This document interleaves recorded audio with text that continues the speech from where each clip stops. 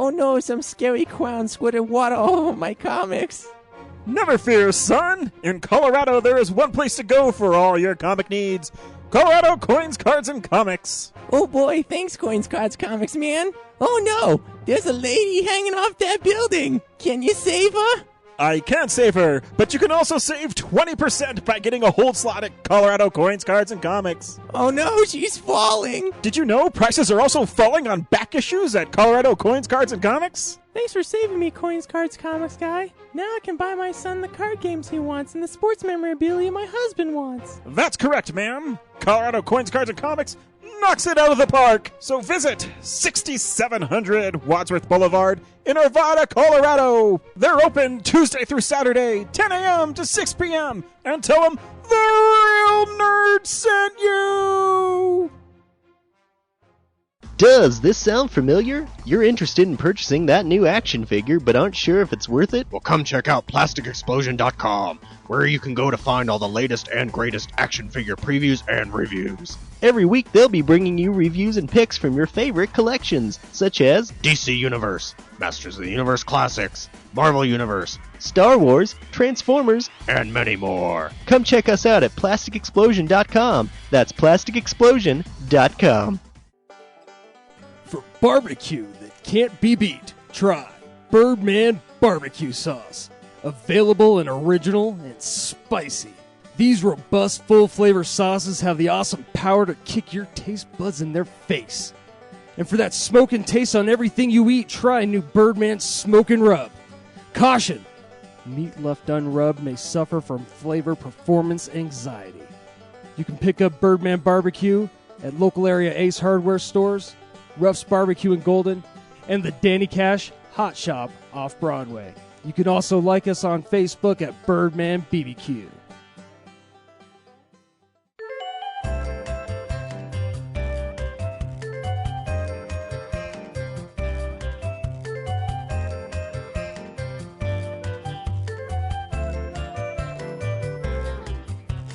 Welcome to the podcast. I am Ryan. To my right is James. And to my left is Brad. And we are the Real Nerds. Hey. This week we went and saw Cloud Atlas. Yeah.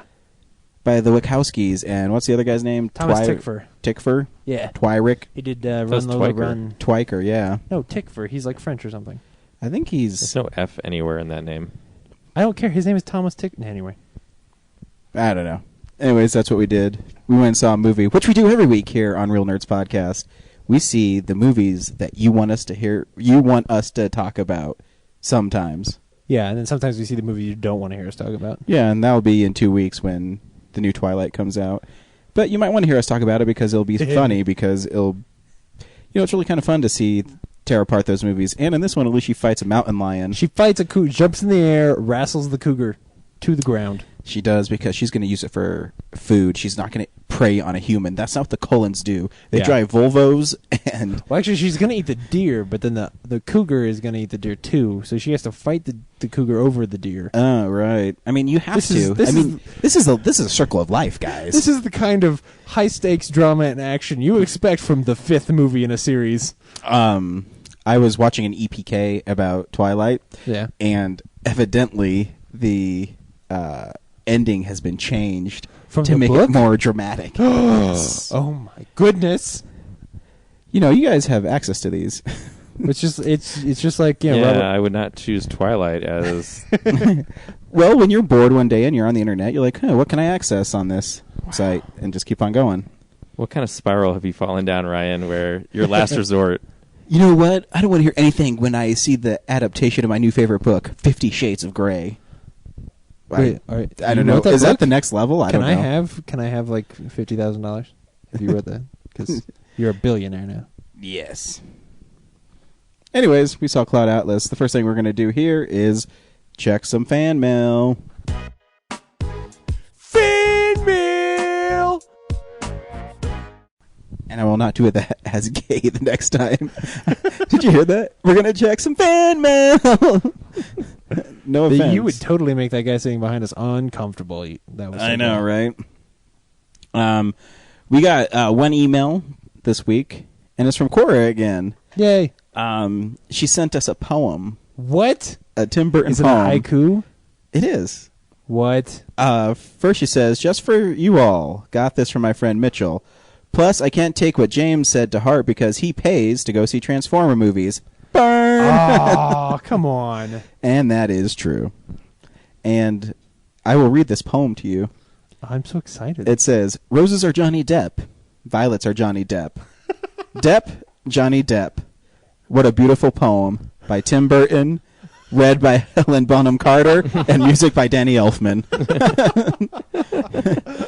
Nice.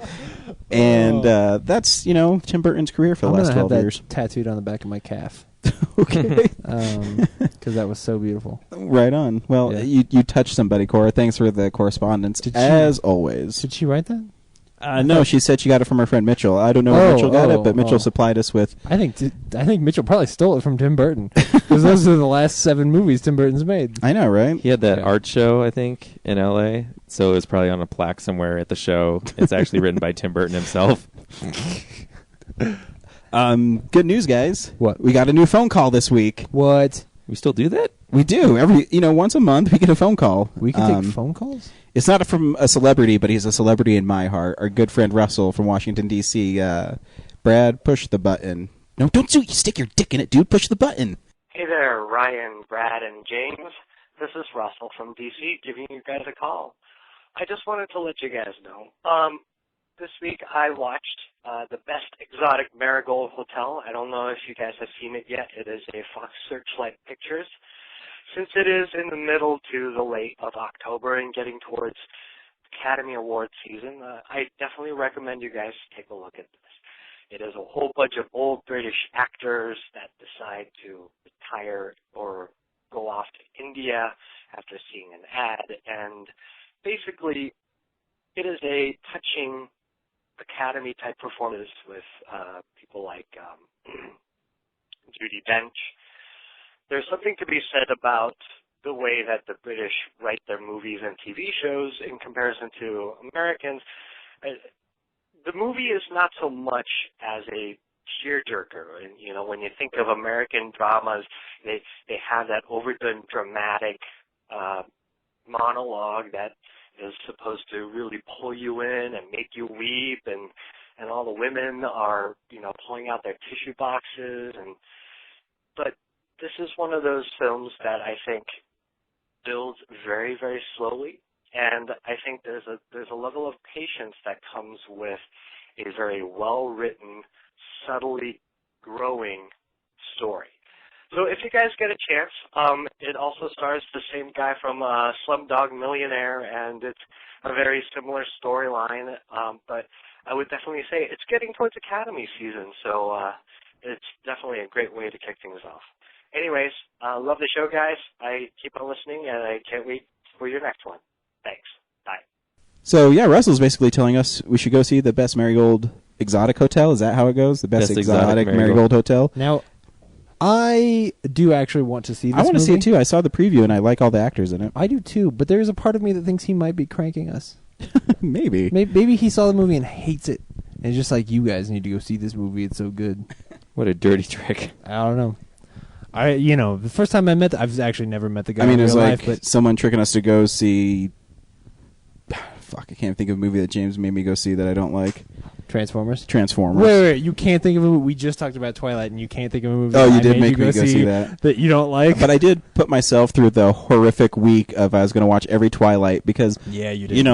I also felt and I said, I'm making fun of these movies. I haven't seen them. Maybe I shouldn't be such a penis wrinkle, and I should just see the movie and judge it on its own merits. Even though I knew what I was getting into, because one of my favorite stories about the whole Twilight phenomenon is Brad dressed up like a emo vampire to go see it with his sister, which there was no pictures of, which I'm really heartbroken about. Yeah, we don't need those pictures. but we really do, because I really want to see it. I was in a theater. What are you going to see? But you walked to the theater, Carrying the book. Carrying the book is awesome. The story. It all ends up being fair because you made me go see Creature. I did. Like we all make each other go see movies we end up not liking, but we also force each other to step out of our comfort zones and see a movie that we wouldn't normally want to go see, and then you end up liking it. Yeah, that you never know. Happened. You never know. You just have to always, You know what? with the exception of Twilight, Yeah. you just have to always want the movie to be good. Yeah, that's a big thing that we've really been striving for this year. I don't know. I'm sure we've said it before on a podcast, Every episode but- for the last 6 months. but I'll just reiterate it that you have to go into a movie thinking it'll be good. I still think Battleship might be the most underrated movie of the year. I still don't believe you, but okay. You should. Yeah. Did you not listen? You obviously don't listen to the podcast. I was on the that we do. podcast. I know. I don't hate that movie. I don't. I don't either. But calling it the most underrated movie, man. Okay, maybe it was Father's Day is the most underrated movie of the year. That's actually okay. Box office stats.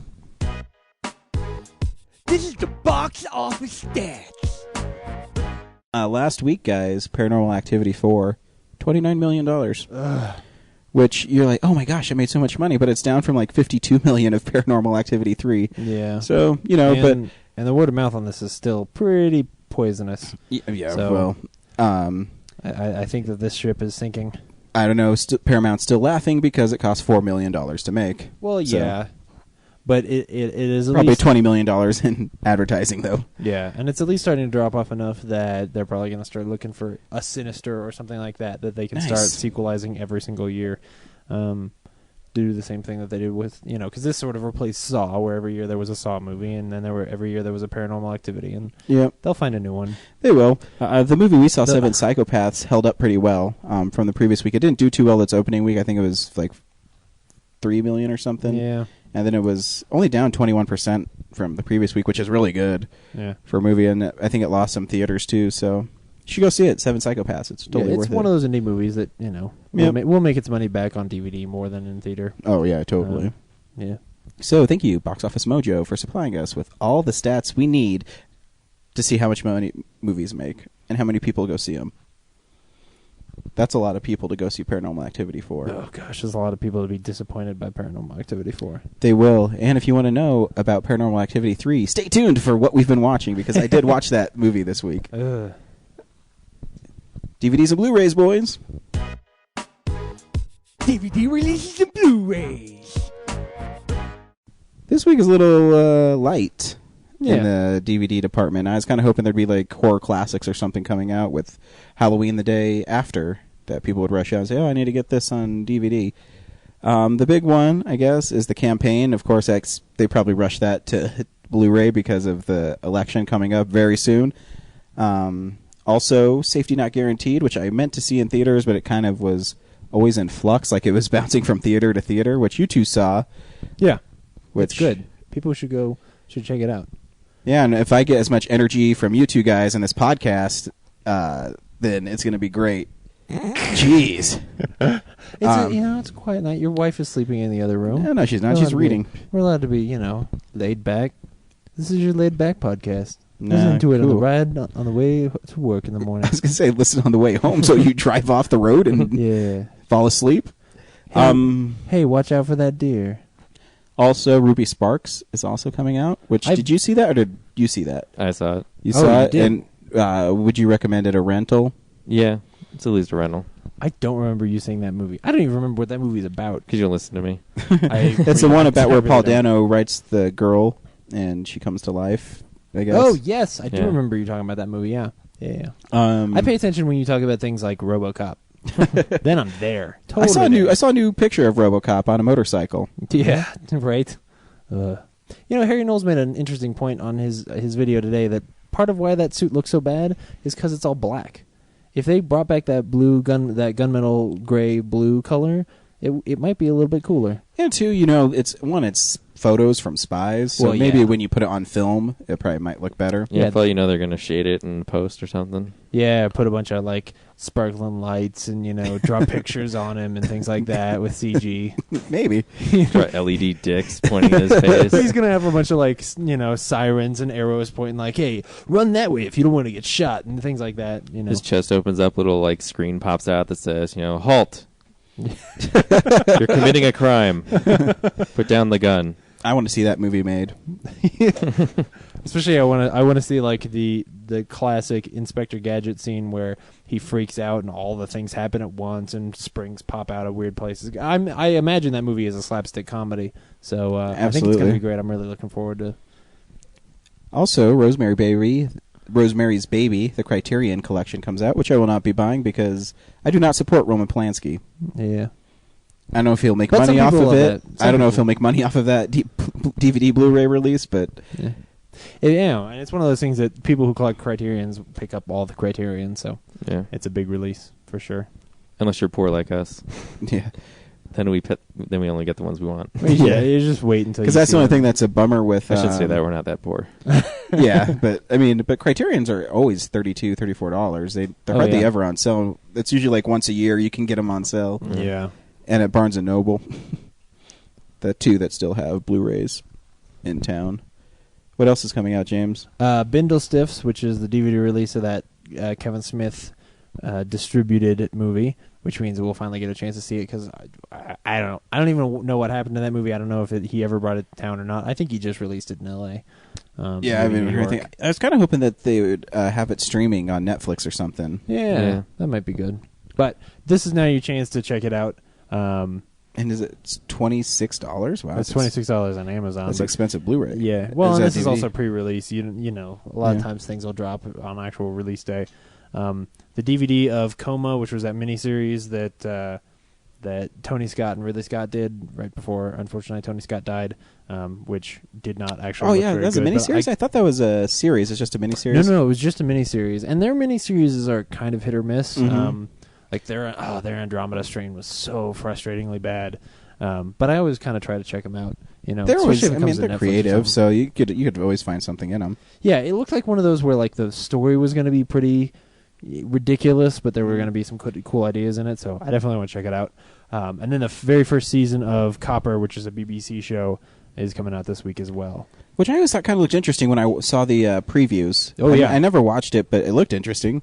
Yeah, I've ended up missing the whole show. I wanted to watch it, but it didn't get reviews that were so raving that I had to run out. Yeah. You know, people were not talking Downton Abbey level here, so. People are talking about Downton Abbey with raving reviews. Oh my God, yes. Yeah. Oh, yeah. Where do you go to NPR and they're like, No. "Oh, this is the Dude. Downton Abbey podcast. No. They had tea." I don't know what I'm talking William about. and Mary were on the cover of TV Magazine. Are you seriously? I don't know who William and Mary are. I know it's a They're- college. Yeah, they're yeah. Anyway, that's everything for this week. Unspool some real news, boys. It's real news.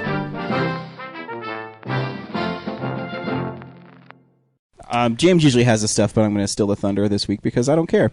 There's a couple trailers that, we hardly ever talk about trailers, Yeah. but there's one trailer that two trailers that kind of gave me a hard on. The first one is the Red Band trailer for the Evil Dead. Well, not the Evil Dead, it's called Evil Dead. And if you haven't watched this, you can go to IGN. They released it on IGN. And it's, one of the, being a big fan of the Sam Raimi ones, I'm always, anytime they remake a movie that you love, you always get scared. Yeah. Because I'm like, are they going to do it justice? Are they going to capture the spirit of it? And the Red Band trailer is redonkulous. I think it would have been a mistake for them to release a Green Band trailer first because the Red Band trailer makes it clear that this does not feel quite like those old movies do. Yeah. And it's really going for something, way out there. There's some disturbing stuff in that trailer. Did you watch it, Brad? I did. Oh my God. It's there's a couple scenes that really stick out to me. I'll talk about the gruesome stuff first. There's a scene where this girl has a razor blade and she's cutting her cheek open, and as she's like turning and looking at you, I'm like, okay. I think that's the first like really shock moment of the trailer. Oh yeah. And then there's also a scene where a girl's hand gets infected, like ash from him, and she cuts off her arm with a Like a carver like a knife? bone saw, or a carving knife, or something. Something one like of those that. electric knives. Yeah. And then, of course, the one that makes you just like shiver is this girl takes a razor blade and licks it with her tongue, but she licks it with the blade part, so it splits her tongue in half. Well, I think it's almost more deliberate than that. I think she's like she's pushing doing it her, on she's delivery, pushing yeah. her tongue into the razor. Oh, it's so fucked up. Because there is a part in the first Evil Dead that is pretty horrific, where Ash's girlfriend Linda takes a pencil and jams it in her ankle and she moves it around, and then all this black spider web goes up her leg, which is really cool.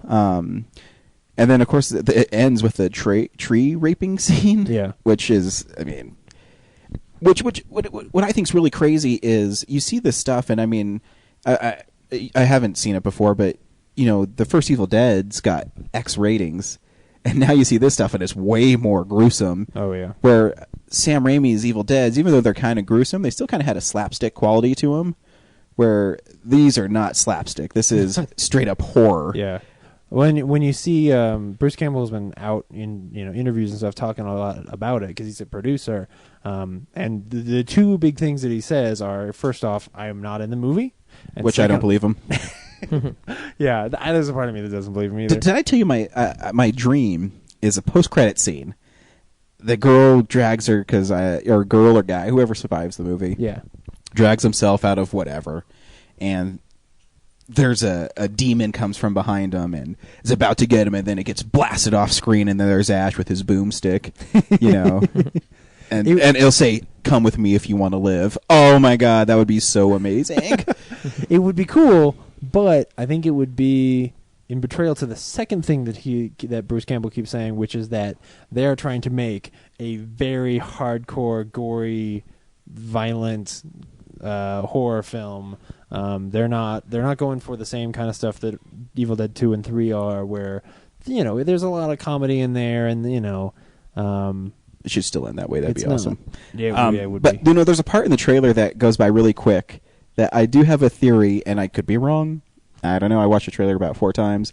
There's a part where this girl is sitting on a car, and the car looks exactly like the car from the Evil Dead movies and Sam Raimi's movies. He calls it the classic because it's Delta 88. And she's sitting on it. So my theory, too, is this isn't a reboot or a remake. It's actually a sequel to the Evil Dead movies. So, I mean, it could be, it might not be. I just saw that it might just be, the car's junked and it's an homage. They're kind of winking at it, but I always have hope that Ash will return to the big screen. Yeah. So you should check it out. You should really check out the Evil Dead trailer because it's really good. Yeah, it's... What was the other trailer you saw? The other trailer stars my boyfriend, Robert Downey Jr. Oh, man. It's Iron Man 3, and there's a bunch of little things going on in that. It's interesting. The trailer's really interesting. It seems really dark. Yeah, it seems like a pretty big departure for Iron Man. But what gets me excited is, it's Shane Black who did Kiss Kiss Bang Bang and Lethal Weapon. So I expect it to have kind of a buddy thing with War Machine, and it's gonna be well written and have character at the center of it, which is what he's always been good at. Yeah, so I mean the trailer is really awesome, so I have hopes for it. Yeah, it is. You just get to hear a little bit of Ben Kingsley's Mandarin, and he looks kind of creepy. Yeah, he does. I mean, I'm not. You think that's his voiceover? I thought it was that one guy from Memento. Guy Pearce? Guy Pearce's voice. I mean, you see Guy Pearce for a second, but I'm pretty sure that's supposed to be Ben Kingsley. But what also, too, is they have... it would be really bad if he were doing, like, a real super racist Asian voice. Like, I think they Was probably... that an Asian voice? Am I just hearing wrong? He's the Mandarin. No, the voiceover, though. I thought no, that it's was... not. That's what I mean. It sounds more like Ben Kingsley... more of a British Ben Kingsley voice than... So I thought it was Guy Pearce's voice, and he's like hiring the Mandarin to do something for him. It could be. Maybe. Yeah. I mean, the trailer's still kind of vague. What I did get from it is there's a story, I think came from 2008 in Iron Man called Extremis, and basically Tony Stark is able to make his armor living. And there's some shots in the trailer where it looks like he's outside of the suit, and the suit is either helping him or attacking him. It's part of... this is spoilers for the movie because it's something that you can find out if you read summaries and places like that. But basically, he has built. I think it's called the Mark 47, which is that there are a bunch of suits, so he can have an army of Iron Men that he controls remotely. Yeah. And bad things might happen. The unfortunate thing is, if the end of this movie is, Iron Man has to fight a bunch of other Iron Men, then it's the same ending from the last 2 movies.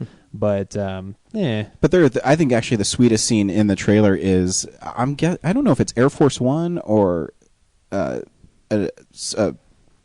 I don't know. Another But all plane. these people are falling out of an airplane, and Iron Man's like catching them and flying and stuff. That's I pretty forgot sweet. about that. Yeah. I was thinking of the scene when his house blows up. Oh, that scene That goes is really- awesome. yeah. And, the trailer ends with him getting buried at the bottom of the ocean. You're just like, holy shit, this is going to be heavy. Yeah. Oh, man. So yeah, kudos. Because it seems like, well, from the trailer, it seems like Gwyneth Paltrow or Pepper Potts is going to think that he is dead for some period of time. And then he's going to burst out of the ocean like in Avengers.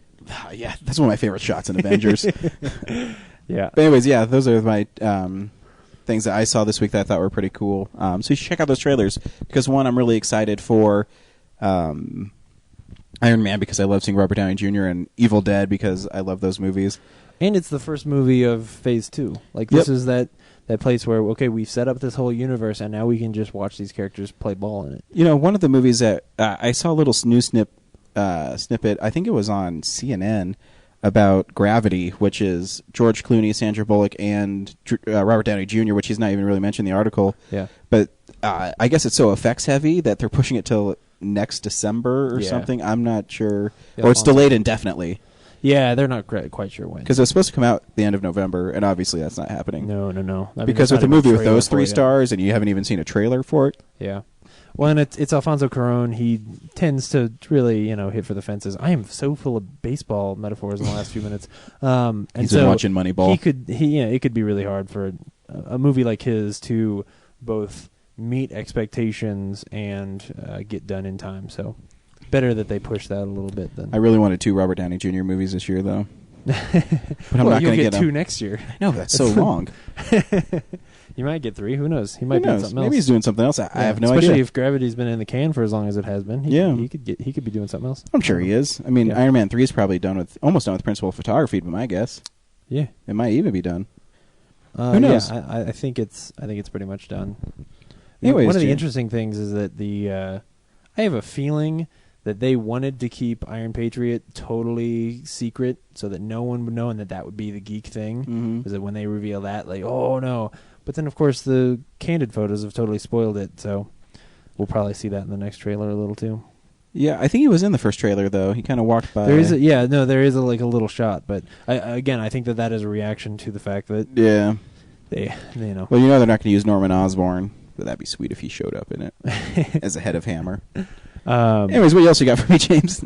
What's funny is those 2 trailers, first 2 things I had on my list. Nice. So, Stolen Thunder. Call me Thor. Bitch. Walking Dead is coming back to Dish Network. AMC is coming back to Dish Network. I know, dude. I'll talk about it, the episodes I watched because Yeah. I had to catch up. But Good. I'm not even joking. I literally came home and my wife said, "Hey, do we get AMC back?" I'm like, "What the fuck?" I ran out here and I turned it on, and The Walking Dead was on. Yeah. And then it literally ended that day, and they switched it immediately back it on. It was just a switch somewhere. They just had to, literally click a a little huge box. switch. Some nice good Samaritan at Dish could have just turned it back on at some point. They could have just done I'm that. tired of this bullshit. I want to watch The Walking Dead. That guy probably has Dish Network or has DirecTV at home anyway, so it probably doesn't matter. But it's certainly a good thing. Not for me. I was able to watch the show the whole time, but It's good for me. yeah. Now I can watch Breaking Bad. It's good for me because now You say that in jest, but you should. Yeah, that's true. It's good for me now because I can talk about Walking Dead with you. Cause, Yes. Oh my God. Matthew Vaughn has dropped out of doing the next X-Men movie. Obviously, he's the guy who directed First Class, and he was in talks to do Days of Future Past, which is the working title for the next one. Which is unfortunate, unless Matt Singer comes back. Matt Singer? Bryan Singer. Wow, fuck me. No, I won't. But Bryan Singer might. Oh, Brian. Gay joke. Unless Bryan Singer comes back, which I think would be good. Yeah. What's he done lately? Jack the Giant Slayer. We didn't talk about that, but they changed the title on that movie because I guess Giant Killer sounds like a bad thing. Okay, yeah. It's just stupid. Slayer. Where is that? That movie has been in the can forever. Where is that movie? It's supposed to come out in March now, I think. I've seen trailers in theaters. Yeah. They keep pushing it back because it's probably not any good. Shh. Or they can't find a place for it on the schedule. Yeah, I don't know. That trailer did not make me think they couldn't find a place for it in the schedule. That trailer made me think they couldn't find a place to just sit it and not let anyone see Too much it. money. Yeah, and probably too many fingers in the pies. But Marty Noxon has gone to work for Pixar. Nice. Which is really cool. If you don't know who Marty Noxon is, we talked about it a lot back on our Fright Night episode, because she wrote Fright Night. Which is last year. Can you believe that? Last year, Fright Night. Man. Check it out. It's great. And she also wrote, the movie, not just the episode that we did, but the movie. She was a writer on Buffy the Vampire Slayer. Yeah. And especially like post Brave and all of the weird stuff that happened with that movie being taken away from the original writer-director who did that. I want them to get somebody like Marty Noxon on there, write another really good lady animated movie. Not an animated movie about ladies, but with a female strong lead. female lead. Yeah. And she is the perfect shoe-in for something like that. Agreed. Yeah. And I just like when Marty Noxon does stuff, it's cool. And she's cool on like bonus features on Buffy if you've watched them. Oh yeah. She's really great. And the last weird thing is that they're going to make a movie called The Legend of Conan. And it's going to be like The Unforgiven of Conan, where Conan is old and, he's got to raise some pigs. Or at least I assume that's what they mean by Unforgiven of Conan. Maybe somebody dies, he's got to go kill them too. Hopefully. That's probably a lot more likely. But the weird thing about this is, last year we had the reboot of Conan. That's horrible. That's pretty bad, yeah. But also, this reboot of Conan is a reboot because this one ignores Conan the Destroyer, the second Conan movie. This only picks up after the first Conan movie, assuming that he's just, like, at the end of the first one, he's king, and that's it. And then he's lived his whole life as king, and now he's old, and stuff's going to happen. So it ignores two movies, one of which is in the canon of the first series, and one of which is not, and starts the series off. What? And you didn't mention that, Arnold. Did you say Arnold Schwarzenegger is going to be playing Conan? Oh, did I? Oh, I didn't. Oh, yeah. Well, the reason you even do this is because Arnold Schwarzenegger is going to come back and be old Conan. Nice. Seen him lately? He is not buff. Well, he is like 65. Nah. Well, yeah, but I'm just saying. He's been running a state poorly he's for not a going to while. look very heroic in the movie. Wow, He needs some fancy camera angles. Well, no, that's because he's going to be beaten down, and then he's going to rise up. Do you not think that what's his name? The guy from Unforgiven is ever heroic? I don't know. He's pretty badass. I wasn't in that making movie. an Unforgiven parallel, but whatever. Well, no, I'm just saying, like, he doesn't have to be like as buff as he was back then to still be badass. And he released a photo on Twitter of himself in 10, which is the movie he's filming now, and he looks pretty badass. He's in a lot of that movies lately. Yeah. Well, because his marriage ended. Yeah. He's got to find And something his, to do. and his last job. Yeah. He looks pretty badass. He's got that, like, World Military War cut. II veteran haircut, where it's all pointy in the middle, like a faux hawk, but combed well. So yeah, I don't know. It could be cool. I'll give it a chance. Whatever. I think I'm it's just it's pretty. You look like, at the first movie where he's, what is it? What did he win? carved from. Mr. Universe. Mr. Universe? Yeah. And Or is it then Olympia? he'll be drastically reduced in size. Yeah, for but the old, yeah. That would make sense for the story that they're planning to tell. I just think it's sort of reboot crazy to pick up a movie that has been rebooted and then ignore one of its sequels in order to tell it. Just Well, that's what happens when characters are in public domain. yeah. Well, and apparently this all came about because a guy had a good idea for a story and pitched it. I think So, you know what? I think If the it'd story be, is good enough, who cares? I think it'd be cool. He's older. Times pass, and there's a new threat. James Earl Jones, who knows? And he'll come back, and he'll have to kick some ass. He'll have to find the strength within himself, because sometimes strength isn't physical, Brad. Yeah. It's what you have in your heart and in your head. And what can you do to make a difference? And if you don't believe that, Brad, then to hell with you. That's Yep. the news. Unless you That's- got anything, Brad. Yeah, we missed one trailer. Well- Die Hard 5. Oh, but that was just a recut of the old Die Hard trailer. Still badass. It Moving on. was. Yeah, no, it was. Well, dude, anytime you get John McClane, come on. Yeah. There's a lot of Come out here, you have fun, go to a party. there's a I think lot Bruce of Willis needs to call into the show next week. there's a lot Oh, of Bruno. there's a lot of Mary Elizabeth Winstead unzipping things in that trailer. Is there? Yeah. Is there? I thought I she need just to drops him rewatch off that. at the No, airport no, and takes no, off, no. and that's it. I mean, it's more subtle than the horrible. Hey, Jennifer Lopez is going to take her clothes off in Parker bits in that trailer. But yeah, no, I noticed. I have to say, did they ever mention him having a son in any of their Die Hards? No. I thought, Yeah. Did they? I thought They he only did. had a daughter. Oh, really? Yeah. Oh, I Did don't. they? I don't remember. remember. They did in the first one, I think. Is it the first one? Oh, I'll have to yeah, rewatch that- it. Most makes recently, sense. he's like, I think he's on the plane, and he says like he pulls out his wallet and he shows like a picture of his son and his daughter or something. Huh.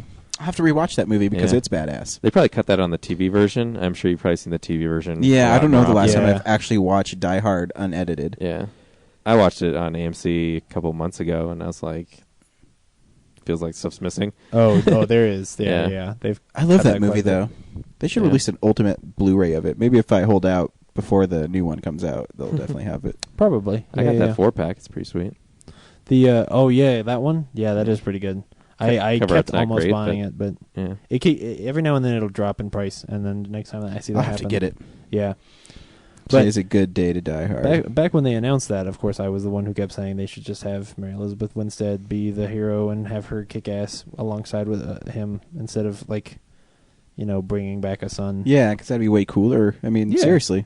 Yeah, it's all set up. I mean, from the have you last seen movie. her in Scott Pilgrim? The hammer she has? Yeah. Can kick ass. What if that hammer was also A a gun. rocket launcher? Yeah, that'd be sweet. That's news. Awesome. Comic Book Corner, guys. What's up, nerds? It's the Comics Corner. James has a comic for us this week. Well, less a comic and more a book about comics. These happen every now and then. I've never Yeah. done one, but you've done a couple. Absolutely. A couple weeks ago, IDW released a book called Dave Stevens Covers and Stories.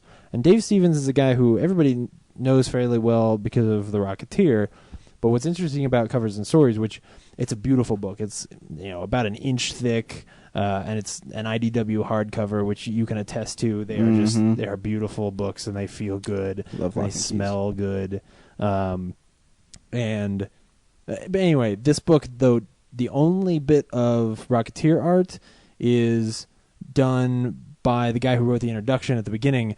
The rest of it is all just all of his non-Rocketeer art, which means it's a lot of pinups and stuff like that. Which he's really good at. Oh yeah. No, he's he got pretty famous for doing Betty Page art. In fact, sort of took care of Betty Page when she was dying, or at least through the last few years of her life. But it's just gorgeous, and if you are in any way interested in Dave Stevens, you should definitely check this out. It was one where I picked it up and started looking through and realized that I don't think I knew Dave Stevens well enough, because he was one of those guys that was not super popular when he was doing art, but he bounced around a lot and tended to be at Pacifico and Comico and Eclipse Comics and all Epic. these all these comics that were not they were not the they weren't the big two. Yeah. And so no, I don't think people really appreciated him as enough, even though people talk about him now and they'll say oh man, I saw his covers for World of Wood, which sounds really erotic, but it's actually like a sci-fi book. I found so many books that I'm gonna hunt down now. Which is just crazy the too, covers because are so cool. I mean, when did the Rocketeer really come in vogue again? When they just did those Rocketeer adventures where they took, Oh yeah, really famous comic guys and said, "Hey, do a little mini Rocketeer story." yeah, he was one that people in comics knew about, and people who loved that movie really knew about. Yeah. But you're right, especially for most of the '90s. I feel like it was pretty quiet. Yeah. It's just been in the last 10 years that it started coming back, and then a couple years ago they started re-releasing, the original story arc all together and doing there's this one which I would love. It's hundreds of dollars, I believe now, because it was a limited run. That was the full size of the art pages of all of the Rocketeer, which That'd is be so just cool. ridiculous. Yeah. I should say it is a fairly mature book. I now know, as private as Dave Stevens was, he really liked puffy areolas. Nice. There are a lot of puffy areolas all throughout the book. Is it getting hot in here? Yeah. Whoa. I'm going to have that printed on a T-shirt. Dave Stevens loved puffy areolas. Can you describe a puffy areola? Well, it's really weird the way he draws it. It always, I'll flip a page and Is go it like, whoa. standing at attention? Well, no, because it's not just the nipple; it's the areola, and it's all kind of. You're gonna have to pick up this book and and see. That's what I love about watching Friends. Is Jennifer Aniston's always popping out. Did I just say that? It's a beautiful book. There's one page in there where I guess it's actually 2 pages where there's a transparent page that's got all his inks on it, and the next page has his colors. So you can actually look at the art and then separate out the ink from the colors and look at it that way, which is really neat. Cool. So, And the book is just The Art of Dave Stevens? Well, it's called Dave Stevens Covers and Stories. So it's both the covers and some of his interiors and stuff like that, and they're really neat. He did the cover for Monster Comics King Kong #1, which is now awesome. I'm gonna hunt down. Yeah, with Fay Ray and a big King Kong behind her. Yeah. Awesome. No, that's cool. No, I love books like that. I really do. Oh yeah, they're especially if you can find an artist you latch onto. I wish they would do one for Sal Buscema, but they probably never. Well, maybe. I mean, IDW won't, but they've done a whole bunch of different artists, but usually they're people like Dave Stevens who are not, Yeah. I think there's one that they did about John Romita, but that. Yeah. Well, Marvel does. They're called Marvel Visionaries. Exactly. Yeah. So, yeah, awesome. Cool. And you may not be able to find this one at Colorado Coins, Cards, and Comics, so they might. It's like a $50 book, so they might not just have one sitting around. But I bet they can order it for you. Oh, I know so they go can. by and talk to check Andrew. him out. Yeah, he can order it for you for sure. I like art. Yeah, dude, I love comic book art. It's such a intricate style. I love it, and I love how it can be interpreted in so many ways. And it was definitely one though where I had to like shut the door to my room so that my mom wouldn't walk by and be like, "What are you looking at?" Because there are some where they're turned sideways, like you're reading an old Playboy magazine, and you're like, "Oh my God, Petty Page." Nice. Yeah, I love it. I want James, you to what are you doing in there? Just a minute. I'll be right out. Oh my God, Dave Stevens is the best artist. Oh. Well, I wouldn't expect that. So Betty Page is a really hot woman, but he went with the Dave Stevens is such a great artist. That makes James want to masturbate. Play with his Rocketeer. Oh, you win. You win. That would be a great quote on the back of the book. Yeah, Dave Stevens' art makes you want to play with your Rocketeer. Stuff we've been watching. So, this is the stuff we've been watching. Dude, I watched so much shit this week. Good, because I watched nothing. I don't know what it was. Sometimes I just need to like decompress from a day, and I would start just picking things randomly. The first thing I watched was my wife is going to nursing school. She's always studying, and I didn't want to get in her way, so I went and saw a movie called Sinister, which stars Ethan Hawke, and the Devil's Son or something like that, right? And a Devil's Son. Yeah, isn't there's a demon, the Devil's Son or something? Is no, it? No? All right. Well, go ahead and tell me what the movie's about. In the movie, Ethan Hawke plays a true crime author, and he writes a really famous book about 15 years previously, and he's trying to recapture that book. And his book is called how was it?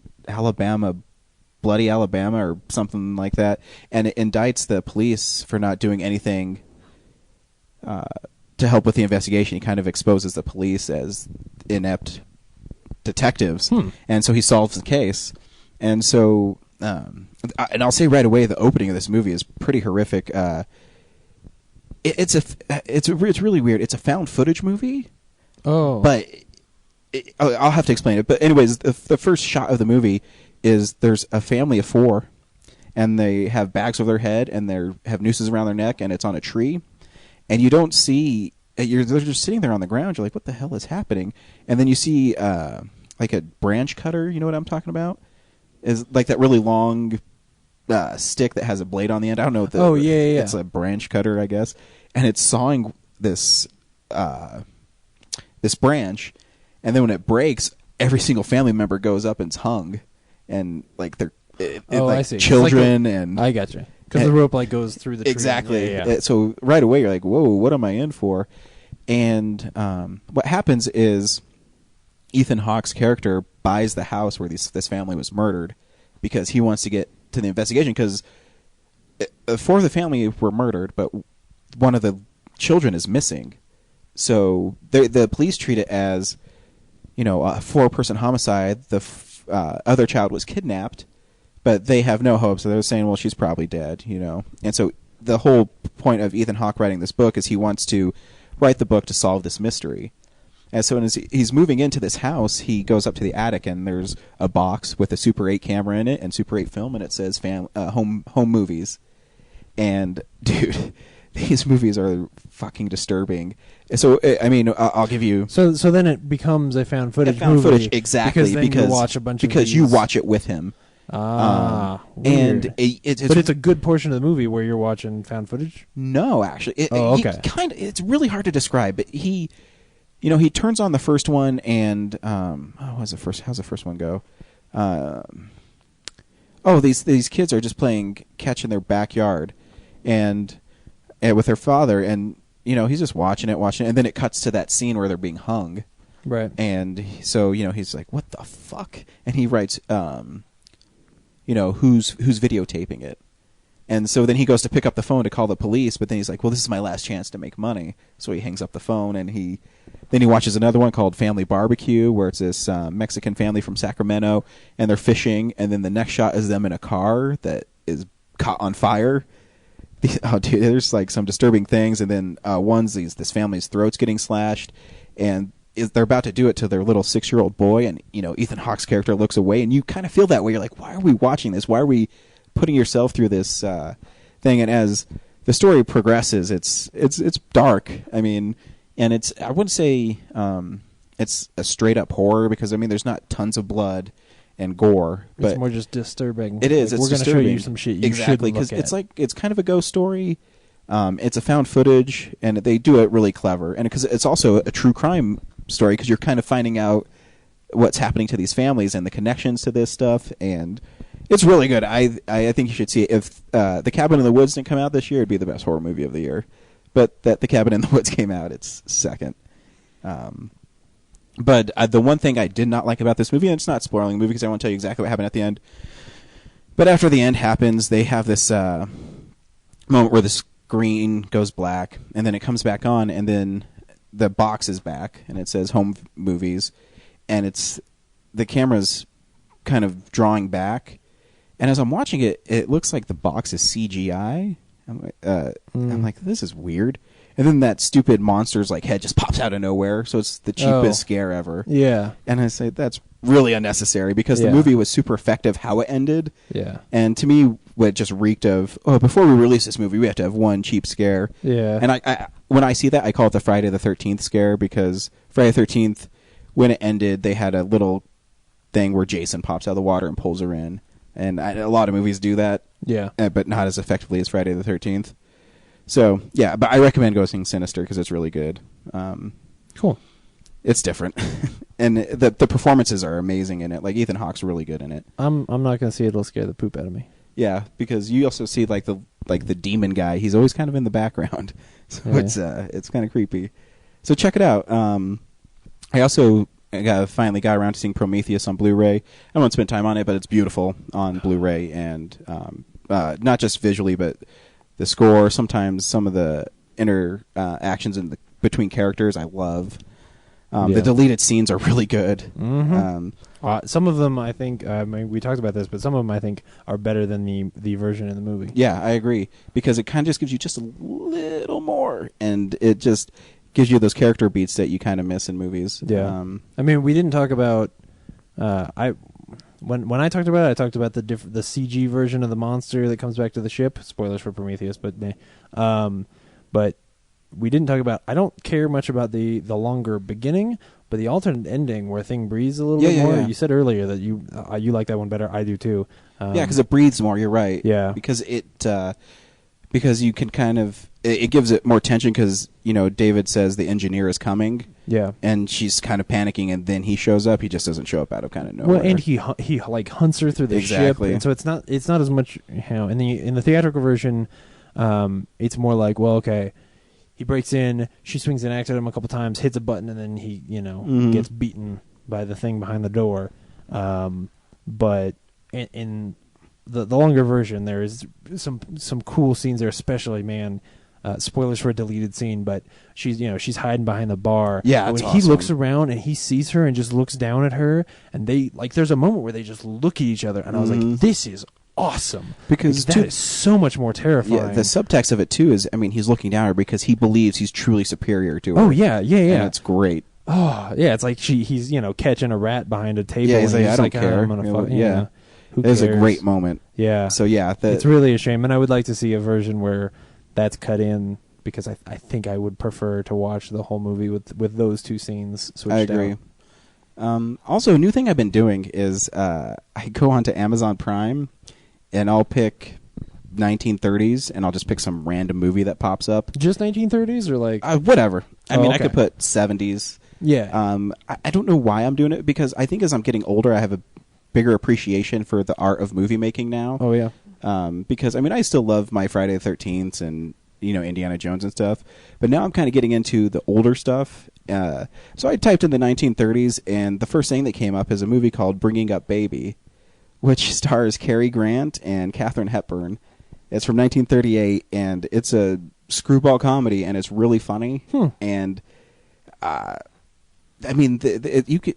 For 1938, it was kind of pushing the envelope. The premise is Cary Grant plays a bumbling paleontologist who's waiting for one bone for his brontosaurus dinosaur, and he has a fiance who's kind of a nag, and he needs $1 million to refurbish this museum. So he's going to meet this gentleman who's going to donate money to the museum. Mm-hmm. So he goes meets him on a golf course, but while he's there, he meets this woman played by Katharine Hepburn, who's a really kind of daffy and loopy, and her accent is always changing. So she's kind of weird, and she steals his golf ball. So he's like, "Excuse me, ma'am, you can't take my golf ball." And it's really 1930s kind of style here, but it's really good. The movie is really, really good. Yeah. And the bringing up baby part is she has a pet leopard because he's a zoologist, because he's a zoologist, and so she has a pet leopard that she needs to take to her aunt's house, and so she needs his help, and she's in love with him, so she's trying to pull him away from his wedding day, and so she fakes that she's hurt, so he has to run to her apartment and save her from the mean leopard, and the leopard's name is Baby, and so they drive up to her aunt's house, and hijinks ensue. And then I went back, and it's actually in my book I bought, 1001 Movies You Must See Before You Die. Oh. And I found out that the movie was not a success when it came out. It took 40 extra days to shoot the movie. Oh. And but now it's gone down as one of the greatest comedies of all time, which I didn't know about it. I just randomly picked it. Yeah. And the movie's really funny. So it's streaming for free on Amazon Prime. I recommend everybody checking it out, because then you can see two, really big movie stars, and you can see why they're so appealing. And I also found out that it was one of the first times that the word gay was used as not a happy euphemism, but like interpreted as Gay. Pejorative. Is that that word? Well, if not pejorative, at least meaning homosexual. Yeah, is what he said. because Cary Grant wears a robe with like a woman's robe, and he answers the door, and this guy's like, "Good heavens, sir!" He's like, "I don't know, because I'm gay," and he used it as a homosexual. Yeah. So I read that in that book, that is one of the first times used in popular culture as that way. So Cary Grant is responsible for the gay culture. Cary Grant, responsible for gays. Every gay. I also saw Texas Chainsaw Massacre 3, Leatherface, which is not good. That's one of the old ones. Yeah, Bill Okay. Butler's in it, and he's in Friday the 13th Part 7. I'm like, oh, that guy dies in that movie too. How many of those movies are there? Oh, dude. There's a lot, right? Yeah, well, it's getting its second reboot. So Right, yeah. yeah. That's unwieldy. And the last thing I saw was a movie that came out this year, a really small independent movie made by Sarah Polley called Take This Waltz, which stars Seth Rogen and Michelle Williams. And Seth Rogen and Michelle Williams play a married couple that is really happy, but she falls for the artist across the street. Bitch. Yeah, dude, like Seth Rogen, that's the one thing. The movie is really well done, but you really don't like the movie because Michelle Williams makes horrible decisions throughout the movie. Like, she literally leaves her husband because he is too predictable and too nice to her, and she wants to go live her life with this artist. And it's really weird. So the first half of the movie is setting her up to fall for the artist guy, and then the second half is like her liberation because she fell for the artist guy. There's literally like a 10-minute sex scene where it starts with them having sex, and then it goes to them having sex with other people, to them having sex again. It's, I guess, because her husband's so boring that it's not fun to have sex with him anymore, and so nice to her and treats her so well. So that's the whole. I thought you were like setting up like high fidelity style. Like No. she's gonna fall for the guy next door and then learn the lesson that like, oh no, he has cotton underwear too, and then she goes back to her husband who's nice to her. No. The lesson she The learned lesson is that you should run away from your nice Exactly. husband because there's sometimes an artist who will let you have sex with more than one person. And Sarah That's Silverman's in it, stupid. and she's plays a drunk. And there's a really weird scene in it though. They go to like some aerobics swimming class where they're doing aerobics swimming, and then they cut to a shower scene where all of them are naked with a bunch of old women that are naked. I guess you're supposed to be like, oh, this is just natural, but it's really distracting because one, I never thought I'd ever see Sarah Silverman naked. Yeah. I guess. I know Michelle Williams is naked in Brokeback Mountain, so that's no big deal. And then all the old ladies, you're like, oh, this is really uncomfortable. And it's not like it's not played for a laugh. There's not Nope. a reason. Nope, they're Yeah, just in the that's shower after their class. I mean, I like seeing a naked lady, but it's I don't weird. like it in movies when it's distracting. Yeah, because I mean, I There think needs to be a reason for it. I think they're trying to be like it's natural. It's there's nothing. There's just women after their class are showering, and yeah. But Seth Rogen's really good in it. I mean, really good. He's not the funny guy. He's the husband, right? He's the husband. Yeah. He's just a guy who loves his wife. That just makes it worse because then I'm gonna really like him and hate everyone else. You do. I'm not even joking. You hate Michelle Williams' character because there's a time where towards the end of the movie, Sarah Silverman falls off the wagon, so he calls her because they're really close with her little nephew. So she shows up, and she's about to say that she's sorry, and he's like, "Why are you saying sorry? There's no reason to," because it's really weird. He's basically telling her that you saying sorry doesn't mean anything because you decided to leave me for some artist guy. And then she just goes back to him, the artist guy, and then she realizes maybe she made a mistake, and then she goes to a carnival that she went to with the artist guy by herself. And that's the end of the movie. Well, hopefully Sweet that's way to end it.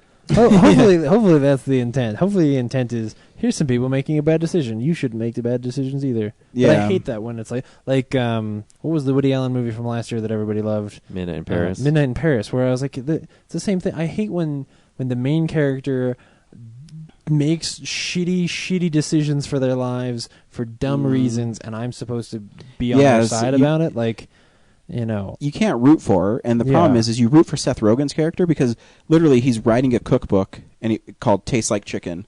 And so he's trying to find all these new ways to make chicken, and so he has making all these new dishes for his wife, so he's preoccupied by it. I want to watch that movie. Yeah, and he's really nice in it on their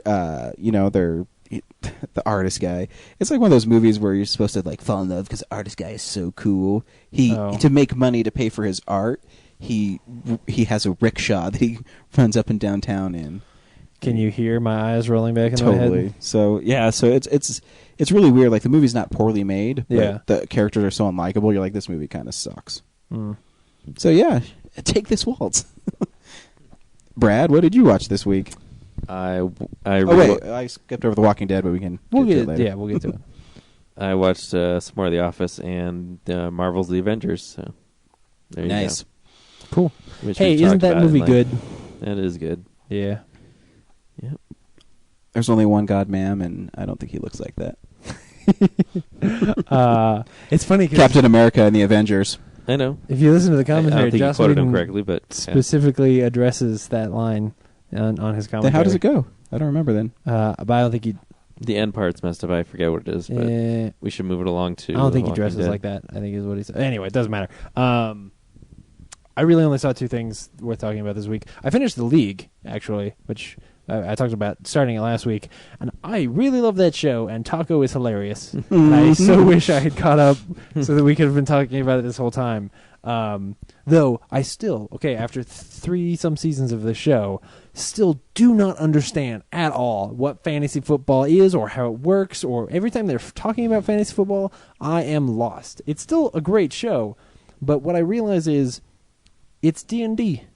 It totally is. And anybody who, like... Dungeons and Dragons for jocks. Yeah, no, if anybody has ever picked on me for D&D, it's the same thing. It's a lot of just like talking about numbers and, my guy's going to swing this sword at your football player, whatever. I don't like I said, I really don't understand what they're saying. My guy rolled a 50-yard pass and gained me 3 points. Yeah. I also finally am starting on Downton Abbey season 3, which has been, going. There's 6 episodes in, but I was waiting till my brother caught up so that we could watch it together. And of course it's good. The interesting thing about the show is that because it's historically following this period of time when this sort of old British, not monarchy, but like the earls and the dukes and all the aristocracy, yes, thank you, is starting to fall apart. Like that doesn't really exist much there anymore now, and they're moving far enough forward that things have to start crumbling, and it makes for an awkward kind of a show because while you're rooting for these people to all end up happy, you also know that the stuff in place has to crumble around them. There was even in the first episode of the season, there is a line about the estate has to employ people, otherwise it has no purpose to begin with. And you're like, well, wait a second. So you're just saying that the reason that this house is here is so that the people who work in the house can run the house that is here. And you're like, this is so cyclical. There's no reason for this to be going on, but they don't even notice it. It never crosses their mind. So that's been really good. But then, of course, we got to talk about The Walking Dead, which has been really good. Which I haven't seen, you have not watched, but you've had 2 weeks to see the first episode. I don't have any cable provider in my apartment, so... Well, basically, we can just talk about how good it is then. The first episode takes place 10 months after the last episode of season 2. Yeah, they basically skip Christmas. And there's winter. Yeah. And there's great moments that you've missed. Carl's grown, and he's a confident walker killer now. Yeah. Rick, one of the things I didn't like towards the end of season 2 is, or actually at the end of season 2, is Lori was mad at Rick because he had to kill Shane. Mm-hmm. And then after 10 months, something has happened where Rick's, said, hey, the reason I had to kill Shane is because of you. Yeah. You're the reason I had to kill my best friend. You're the reason all this stuff happened. So, and there's Rick is now super pissed at Lori. I love Rick now. Dude, I love Carl. I know. Like they have so clearly set the reset button on a lot of these characters, and allowed themselves to be like, okay, after 10 months, what could these characters be? And it lets them create a dynamic between the group that is so much richer and more grounded than they had before.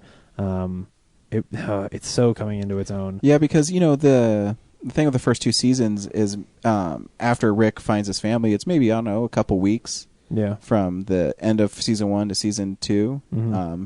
So now that they let kind of something happen, you knew something with Rick is simmering. Yeah. And I remember reading an article where people are saying, well, do you like the new Rick? I love the new Rick. Because it's amazing. It's so... You've seen episode 2, yeah. Right? I want to talk a little bit about... there are 2 moments in that episode that shook me, where I was like, this is why this show is awesome. Mm-hmm. Like, this is why, if you don't think this show is awesome, you're not paying attention. And it's first... the scene where Herschel's a little bit sick and he wakes up real quick and scares us, and there's this shot right before they go to commercial where they pull back and Carl has got the gun out and was smart enough to hesitate and not fire right away, but was also quick enough to get it out, and it was so badass, dude. And there's a great line by Carl too, when he got the supplies. And he comes back, and Lori says, "What are you doing going off by yourself? You're gonna be." He's like, "I killed 2 walkers, no big deal." Yeah, like, yeah. So well, and also his relationship with his mom now is all messed up and weird, and because he had to kill Shane. Yeah, and it's. But the other big moment though for me is again, I don't want to spoil it, especially since Brad is here, but the interplay between the people they find in the prison, and especially in that scene where they're clearing it out, you know, and one of them makes a decision, and the way that Rick reacts to it is the right decision, and also completely redefines who Rick is now. Yeah, because like, it's a different Rick than last. Because, you know, he says shit happens, and then what he does is he does before he would hesitate. You know, he'd want to talk it out. He's like, let's work it. Not anymore. Nope. It's not a democracy. It's a totally different world and a totally different show. They even changed the intro to the show. Like it feels so fresh. And I think it's a good way to solve the actor who plays Carl is going to grow up. Yeah. So it's good to, you know, do that kind of, you know, in the comics we get a little bit of winter. Mm-hmm. But here they just get to skip it, and now we don't have to make excuses for the fact that, you know, eventually they have to deal with that problem. Yep. Like Lost never could. Yeah. Well, no, Lost totally dealt with it. What are you talking about? Hey, why was Walt slightly older in that flash forward? What was that? Yeah. So anyways, check out The Walking Dead. It's running really well right now. Yeah, I think so too. I can't wait for Sunday. So, guys, we went and saw Cloud Atlas. We did. And I think the opening of our podcast is almost as long as that movie. Brad, should people go and see Cloud Atlas? I had a thing prepared, and I totally I'm spacing it right now. You know, there's good parts and there's bad parts to it, and I really don't know. I don't know what to tell you. I don't have. I thought after watching it, I'd have, you know, an answer, and I still don't. I don't know. Some parts are appealing, and other parts are really just nah. It didn't make you want to wax philosophical? No. Yeah. James, should people go see Cloud Atlas? I wish that I loved this movie because I think it is so well crafted, and I appreciate a lot of it, and I was never bored, and I enjoyed watching it, but it never rose to the next level. So it's something of a jack of all trades, where because they're telling so many stories, I don't think I loved any of the characters. I just enjoyed watching the characters. But I definitely think it's something to check out for sure. It might be the most epic movie I've ever seen. Like when they talk about, Watchmen, I don't know if we could ever turn that into a movie. It's like, this has 6 stories all running constantly. Yeah. Like, within a minute of each other. It's insane. Daunting for sure. Yeah. I think I agree with kind of both of you. There's parts of this movie I loved, and then there's parts of this movie I'm like, whatever. Oh, yeah? And it's because I think... well, you know what? We'll play the trailer, and then I'll tell you why I think this way after the trailer. This is the Cloud Atlas sextet? I doubt there's more than a handful of copies in all of North America. But I know it. I know it. That's it. The music from my dream. There are whole movements I wrote imagining us meeting again and again in different lives, in different ages. I can't explain it, but I knew when I opened that door, a powerful deja vu ran through my bones. I heard it in a dream. I was in a nightmarish cafe, and the waitresses, they all had the same face. No reason to hide. I know you are Sonmi 451.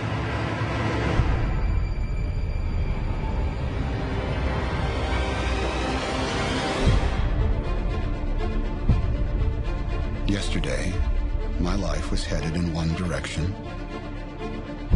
Today, it is headed in another. You ever think the universe is against you?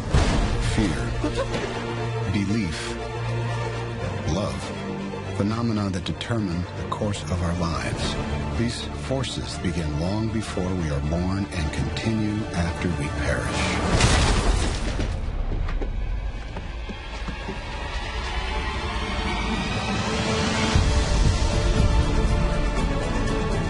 Our lives are not our own. We are bound to others, past and present. And by each crime and every kindness may birth our future. I won't let you go again.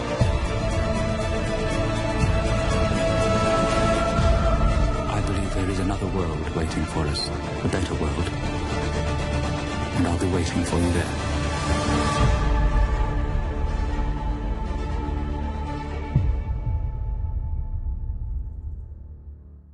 So, to me, there's parts where you get really into the movie, and then it does a quick cut to a part that jumps to a different story. Different story. Like the one story I think that was the weakest was the one that was in the very, very far future, with where Tom Hanks was kind of a goat herder. Yeah, post-apocalyptic, I guess that's the best way to look at it. Yeah. Because one, they talk like Gungans, and it was really driving me nuts. Yeah, the dialogue there. Why did they have to... Why is weird. You're telling me because it's so far in the future, and obviously society has collapsed, now people are dumber? Well, it's true. It's like slang is advanced so far by then that it's just a huge mishmash.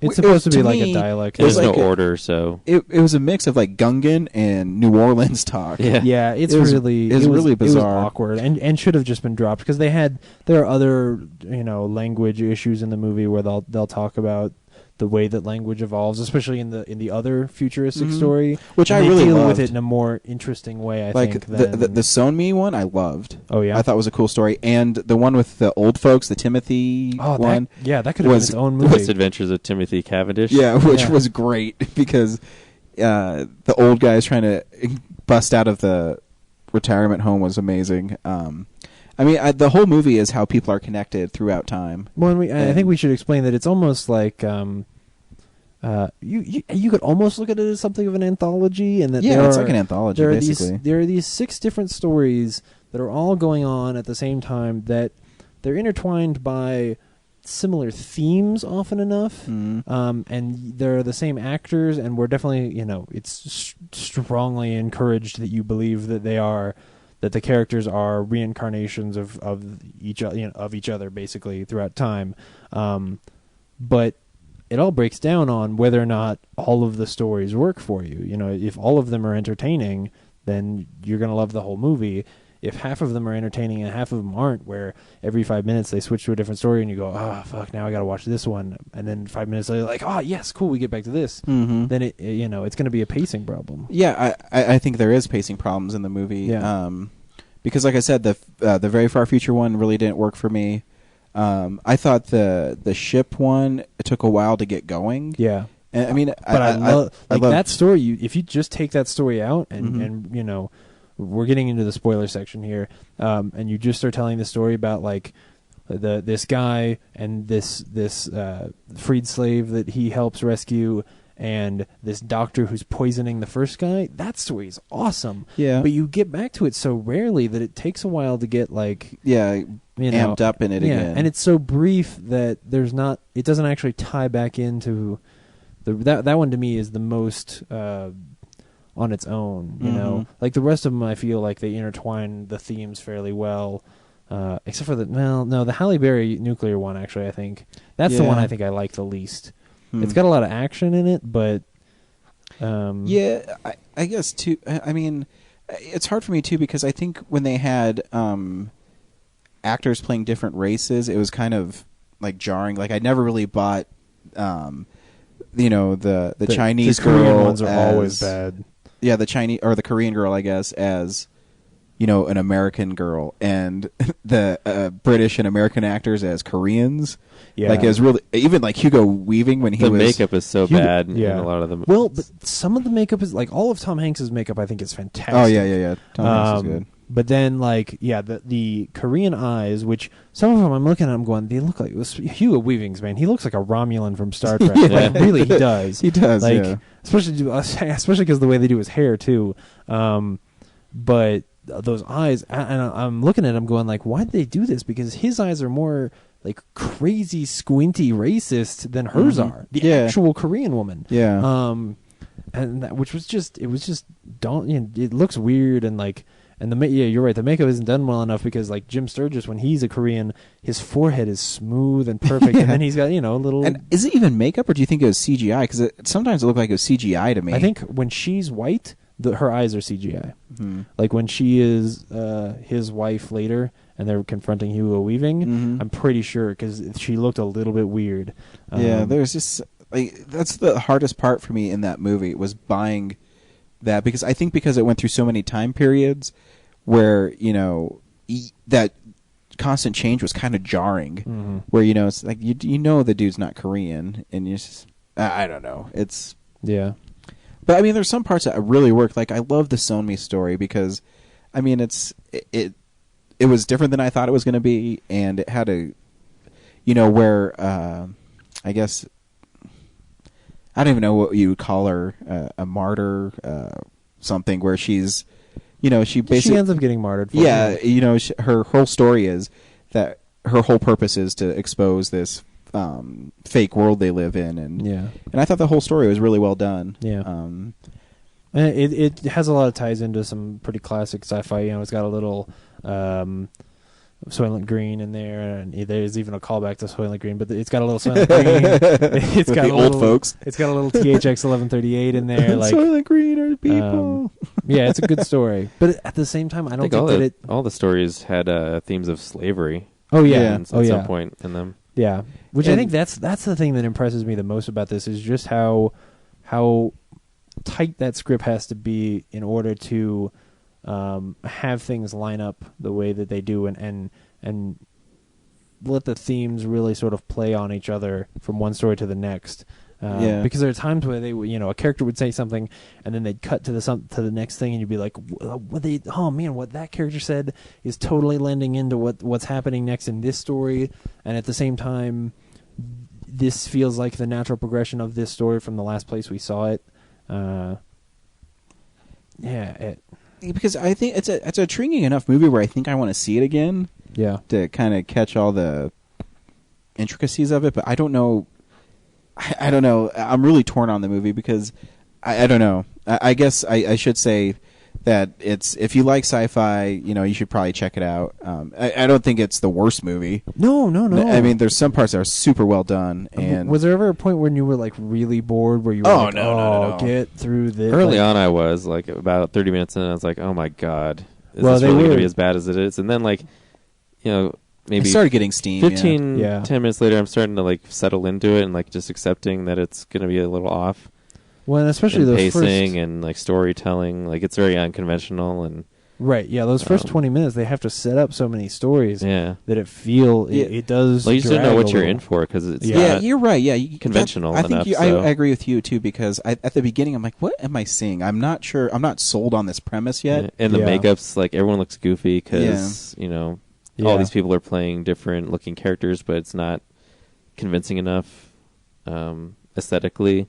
But I guess I have to go with it for the next 2 hours. And I still, like, if you tried to push me and tell me, okay, which characters are which, and who all am I supposed to believe is, like, obviously the person with the comet birthmark is supposed to all be the same person, right? But I don't even remember who all had because Halle Berry had a comet, and then Tom Hanks has a comet at the end. Yeah, I'm pretty sure they're different people. I think it's that they're all tied together. I don't think it's. Oh, you don't think that the comet itself is the same person? I think they're all. Everyone with a comet is intertwined. Yeah. Because even I guess the Halle Berry '70s one too. It seems like Tom Hanks' character was kind of an afterthought in it because he doesn't even show up till towards the end, and then he only has that one little moment with her, and then he dies. Yeah. Well, and I mean, like in the story with the old people, when Tom Hanks is in it and he throws that guy off the balcony. Halle Berry I forgot about that part. That was awesome. Yeah. Halle Berry is in that for a second, and there's just that second of like, well, in this lifetime, those two don't really get together, but they still have a connection. I forgot about that movie so long. It has so many things in it. Tom Hanks playing a British crime boss. Yeah. and my favorite, because I guess he grabs the book critic and throws him off, and he splats, like literally splats. And then there's a headline in the newspaper that says "Writer 1, Critic 0." I thought it was really funny. Oh man, yeah. So there's parts of this movie, and I mean, I guess I should recommend people seeing this movie because it's so different. Absolutely. Oh man, this is a tough movie. I was sitting there going like, okay, some of this I'm not following along, and I would want to watch it because I remember watching The Matrix, and obviously it's not exactly the same filmmakers, but the first time I watched The Matrix, I didn't get it the first time around. I had to watch it a few times to fully understand the entire scope of the movie, and then this time I'm like, well, maybe I need to watch it again to connect everything because there's so much to pay attention to. But at the same time, like it wasn't interesting enough to make me like go out and get it on DVD and sit down and watch it again. Yeah, like I can't see myself doing that later. Yeah, the problem I'll just with remember that, like, oh, there's some pretty stuff in it, and some of the stories are good. But at the same time, I'm like, I don't really have a drive to go back. It's the problem with having a movie be 3 hours long. Is that unless you're The Dark Knight Rises. Yeah. Unless you're a movie that really cooks and is there's a lot of action stuff in there, which the second half of the movie I think they do a good job of making sure that almost at all times one of the stories is having sort of a climactic action sequence. Something important or thrilling is going on, so that they can jump from a quiet sequence over to that, get some momentum back and then jump back. But yeah, and I guess Hugo Weaving when he was the nurse really bothered me. Like, it was really distracting. Oh yeah, because I just didn't buy it at all. Yeah, I didn't like it much either. What was weird was how much everybody in the audience seemed to like it. Or at least they thought it was funny, And I was like, But I did like the ending when the dude who only said I know yeah, did a whole Scottish speech. Yeah. Oh man, yeah, that whole and story. the hooligans. Yeah, that whole story could just be like the sequel to Waking Ned Divine. Like it's its own movie. Because remember, that's the one to start off with, is Tom Hanks throwing that critic off the balcony. Yeah, so that could be a whole movie. Yeah, it'd be great. And trying to liberate him from. And because also too, it's cool that I thought it was funny that his brother's the one who sent him there. Yeah, and he. And the one guy is so airheaded that he didn't know that he was signing away his rights as a person to be in a retirement home. Man. Yeah. That is another. I love Hugh Grant in this movie, which I haven't said that in a long time. But Hugh Grant is really good. Like a couple of his roles are impressive, but his makeup in the Old People story is not very good. Where he's supposed to be that guy's brother, especially because I feel like. Hugh Grant, you could just say like he was his younger brother and maybe make him look a little bit older, but he didn't have to be. He didn't have to look like his face was melting. No, I agree. He looked like Guy Pearce in Prometheus. And he looked okay when he had the sunglasses on. When we first walked up, but then when he took the sunglasses off, I was like, "Whoa!" Should have left those on. Because the thing with that makeup is you have to wear prosthetics too, so their faces always look so big, and it's really distracting. And I couldn't when they had to be different races. I'm not trying to be like races or anything. It just didn't work. Because you get sucked out of it immediately. Yeah. But the interrogation scene with Somi is really good, even though the makeup was distracting. Especially on him, yeah. Yeah, because I do love the moment where he says, I just have one more question. Did it work? She says it looks like it worked on one person. Yeah. And as that one guy, you're like, yeah, that's pretty clever. Yeah. So yeah, but it also was extremely difficult. It wasn't until the end that I realized, like, oh, that's the guy. Like that's the same actor who's playing that other guy who's the young version. Like, for the rest of the movie, I was thinking the Sexsmith. I was like, that actor hasn't got to play many other parts, and then the end of the movie, like the credit sequence, I was like, oh yeah, he was all those people. Yeah. You just couldn't tell because there was so much bad makeup. Because he was the guy in the elevator, obviously, because that's actually the same character. Mm-hmm. But he looks weird there. Yeah. But you don't notice as much because the most shocking one was his lover was a woman in the present 2012. Yeah, he was right. The guy who's writing the Cloud Atlas Symphony. Yes, he plays. Hugh Grant's wife in the 2012, right? Yeah. Yes, right. Yeah. That I thought was an actual woman. Yeah, I did too. That one was really weird. So sometimes it works. Yeah. Yeah. So yeah, I guess from our review of the movie is you're gonna have to see it and make a judgment on yourself. If you like conventional movies, you're gonna hate it, I think. But if you have an open mind and you want to see something a little different and sort of creative, then I think the story, like, if I imagine the book is really fascinating. Yeah. I don't know if the actual cinematic, pulling it off. It's also the editing. Like, early on, I was like, oh my god, this is terrible because of the pacing and all. But towards the end, just like trying to imagine someone trying to piece all these, like, visually take all these shots and line them up in a way that sort of starts tying things together, I think is pretty good achievement on their part. Yeah.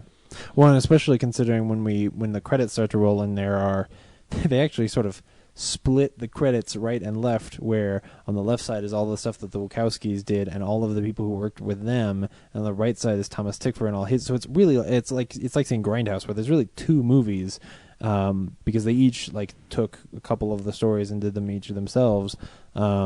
So then, trying to correlate all of that and figure out how to shoot all of that, because some of them they use the same sets and things like that, because like the Super Future one, the Tom Hanks Super Future one, uses the same sets as some of the stuff in the future, the Sony one.